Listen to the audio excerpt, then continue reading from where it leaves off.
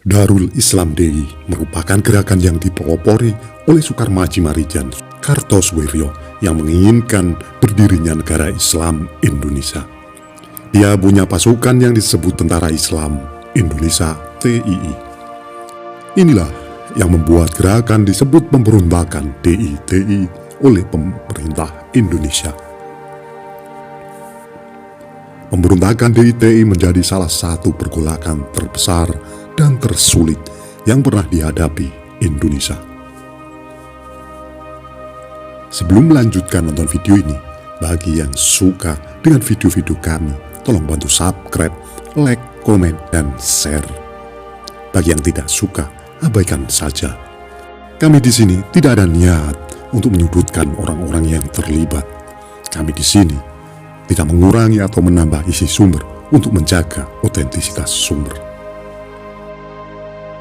Pasalnya, pemberontakan yang bermula di Jawa Barat menyebar ke beberapa wilayah Indonesia termasuk ke Sulawesi Selatan. Pemberontakan DI-TI Sulawesi Selatan dipimpin oleh Kahar Muzakar. Bagaimana pemberontakan DI-TI di Sulawesi Selatan terjadi? Latar belakang DI-TI Sulawesi Selatan. Secara umum, penyebab pemberontakan DI-TI adalah ketidakpuasan kelompok terhadap keputusan pemerintah. Di Sulawesi Selatan, pemberontakan DI-TI dipicu oleh kekecewaan Kahar Muzakar, perwira TRI Tentara Republik Indonesia dengan pangkat Letnan Kolonel. Pada mulanya, gerakan yang dipimpin oleh Kahar Muzakar belum berafiliasi dengan DI-TI. Karir militer Kahar Muzakar mulai cerah ketika ditugaskan menjadi komandan persiapan TRI di Sulawesi. Meski memiliki pengaruh kuat di antara anak buahnya, Kahar Muzakar segera tersingkir oleh perwira-perwira yang memang mempunyai pendidikan formal dan kemampuan teknis militer yang lebih memadai. Pada Oktober 1949, Kahar Muzakar diberi tugas membentuk Komando Grup Seberang KGS yang meliputi Kalimantan, Sunda Kecil, Maluku, dan Sulawesi. Setelah pengakuan kemerdekaan Indonesia oleh Belanda, KGS dibubarkan yang sontak menjadi Kahar Muzakar perwira tanpa jabatan. Pada Juni 1950, Kahar Muzakar ditugaskan ke Sulawesi Selatan untuk bernegosiasi dengan Komando Gerilya Sulawesi Selatan KGSS. KGSS adalah organisasi yang dipakai kaum revolusioner untuk dapat memperjuangkan tuntutan mereka. Organisasi ini dibentuk oleh Saleh Sahban atas perintah Kahar Muzakar. Tidak heran, kelompok ini memberinya pengikut yang kuat untuk mendukung tuntutannya atas kedudukan komando teritorial. Saat itu terjadi perselisihan yang disebabkan keinginan semua anggota KGSS untuk menjadi anggota Angkatan Perang Republik Indonesia APRI tidak dipenuhi pemerintah. Pemerintah mengharuskan adanya seleksi terhadap anggota KGSS yang ingin masuk APRI. Merasa lebih senasib, Kahar Muzakar justru mewakili pihak KGSS dalam perundingan dengan AEK Kawilarang pada 1 Juli 1950. Dalam pertemuan itu, Kawilarang bukan hanya menolak permintaan KGSS, tetapi juga membubarkan kelompok ini. Tindakan Kawilarang membuat Kahar Muzakar naik pitam dan melayangkan tuntutan. Apabila permintaan KGSS untuk masuk ke dalam APRI dengan nama Brigade Hasanuddin tidak dipenuhi, maka mereka akan memberontak. Merespon tuntutan itu, pemerintah mengeluarkan kedanaan dengan memasukkan semua anggota KGSS ke dalam Korps Cadangan Nasional dan Kahar Muzakar diangkat sebagai pemimpin dengan pangkat Letnan Kolonel. Kahar Muzakar menolak kebijakan tersebut dan memilih melarikan diri ke hutan bersama pengikutnya dan membawa senjata. Ia memutuskan untuk menempuh jalannya sendiri ketika merasa semua pengabdian pada masa perang kemerdekaan tidak mendapatkan balasan sepadan. Pemberontakan, begitu sebutan yang mereka kemudian terhadap gerakan Kahar Muzakar, karena tindakannya dinilai mengancam keutuhan negara kesatuan Republik Indonesia. Gerakan yang dipimpin Kahar Muzakar mendapat dukungan besar dari penduduk setempat. Penolakan terhadap tuntutan para pejuang dirasakan oleh rakyat sebagai suatu penolakan terhadap peranan mereka sendiri yang telah menderita selama masa revolusi. Sejak Kahar Muzakar dan para pengikut setianya bersembunyi di hutan, pemerintah mengupayakan suatu kompromi. Namun, upaya tersebut ditolak karena Kahar Muzakar khawatir akan diperdaya dan ditangkap. Tidak hanya pemerintah yang berusaha menjangkau Kahar Muzakar, begitu pula dengan sejumlah wakil organisasi, termasuk Kartosuwiryo, pelopor sekaligus pimpinan DITI Jawa Barat.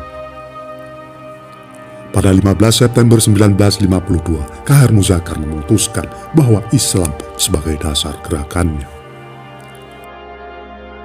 Kemudian, baru pada 7 Agustus 1953, Kahar Muzakar menyatakan Sulawesi Selatan sebagai bagian dari negara Islam Indonesia yang dicita-citakan gerakan DITI. Jalannya pemberontakan DITI di Sulawesi Selatan.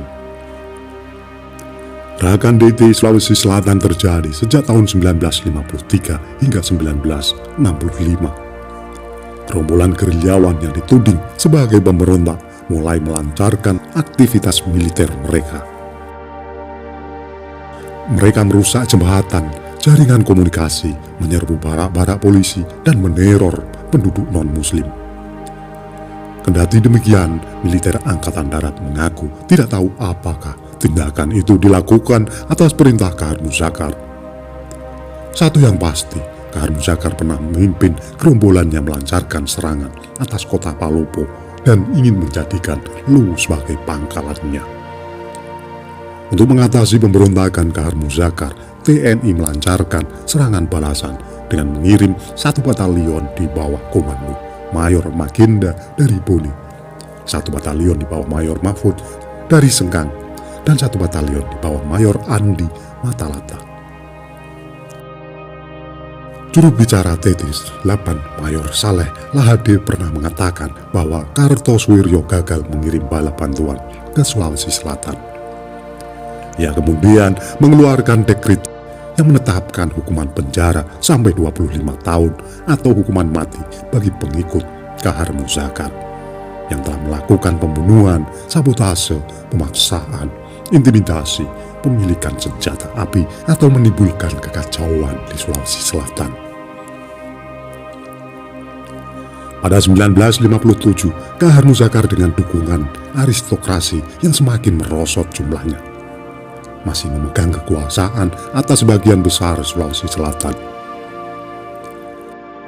Selama rentang waktu pemberontakan Kahar Muzakar, gerombolan yang dipimpinnya memang selalu mengalami perubahan. Hal itu pula menimbulkan persoalan internal, di mana timbul pertentangan antara Kahar Muzakar dan beberapa komando bawahannya. Akhir pemberontakan DITI di Sulawesi Selatan. Masuki tahun 1962, pemberontakan DITI Sulawesi Selatan bukan lagi menjadi ancaman besar seperti tahun-tahun sebelumnya. Di Jakarta, Ahmad Yani yang menggantikan Ahana Sotion sebagai Kepala Staf Angkatan Darat mengatakan tidak ada lagi perundingan dengan para pemberontak di Sulawesi Selatan. Divisi Siliwangi kemudian diterjunkan untuk menumpas habis DITI Sulawesi Selatan. Pada penghujung 1964, pasukan Siliwangi di bawah komando Solihin berhasil memburu Kahar Muzakar dan sisa-sisa pendukungnya. Siliwangi menemukan petunjuk di dekat Sungai Lasolo yang berasal dari suara radio transitor milik Kahar Muzakar. Mereka kemudian mengepung daerah yang menjadi perkemahan kelompok Kahar Muzakar tersebut. Dalam penyergapan pada 2 Februari 1965 itu, Kahar Muzakar tewas di tangan Kopral Sadeli di pinggir sungai La Salu. Mulanya Kahar Muzakar tidak direncanakan akan dieksekusi di tempat. Namun ketika Kahar Muzakar berusaha melarikan diri dan menggenggam granat, tembakan pun dilepaskan. Kematian Kahar Muzakar menandai akhir dari pemberontakan di ITID Sulawesi Selatan. Itulah tadi ulasan singkat kami mengenai pemberontakan di Sulawesi Selatan. Apabila ada kesalahan dalam kami menyampaikan, mohon diluruskan dan mohon maaf. Terima kasih yang sudah menonton sampai selesai.